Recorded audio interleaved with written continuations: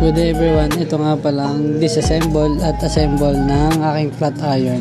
So yun nga, naganda ako ng multi-tester, flat iron at screwdriver.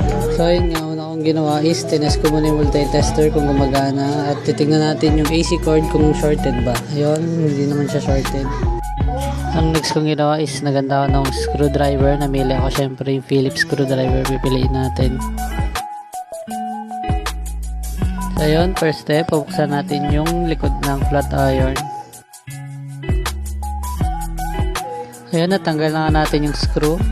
Next, magpapalit tayo ng flat screwdriver para mabuksan natin yung likod.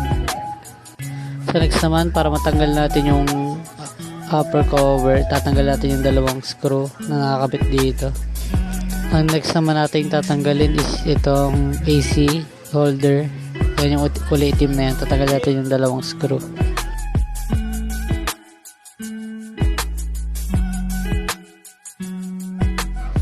Next, ito naman, tatanggalin natin ang wire connector. Pagkatanggal nun, tatanggalin naman natin tong handle cover para makita natin yung dalawang screw na nag-hold dun sa top cover. Tatanggalin din natin yung dalawang screw. So ayan, natanggal na nga natin yung top cover.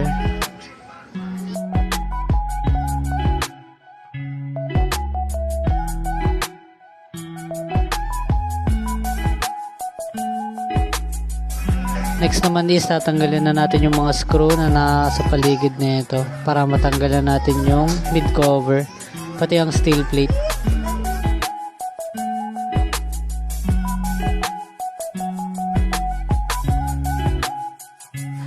Pagkatanggal nga natin na ito, makikita na natin ang mga inner parts na ito tulad ng thermostat at heating element. Siyempre, wag din natin kalimutan tanggalin yung wire connectors para matanggal natin yung AC cord.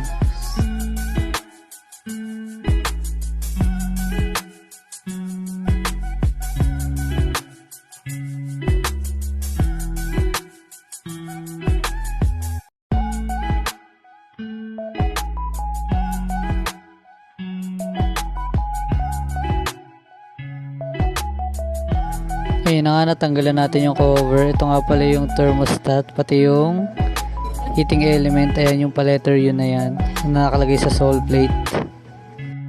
Ayun na nga, tapos na tayo mag-disassemble. Next naman is mag-assemble ulit tayo ng plancha. Next naman natin gagawin, sisikipan na natin yung mga screw sa gilid. Siyempre, babalik na din natin yung steel plate.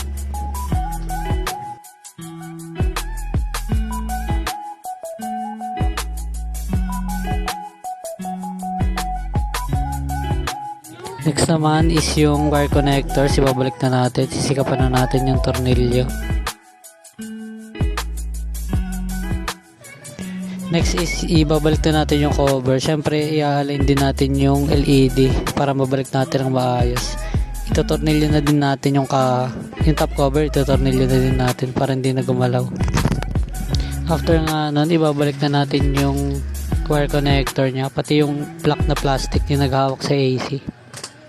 Sunod naman dun, ibabalik na natin yung dalawang screw na naghahawak sa top cover at sa mid cover. Kaya ito, ibabalik na din natin yung back cover. Yan, i-screw na din natin. Siyempre, ang last is ibabalik na natin yung handle cover para tapos na, guys. So ito nga, guys, tapos na. Tinetesting din namin to kung gumagana. Yun, gumagana naman siya kaso hindi namin na videoan. Ayan, thanks for watching.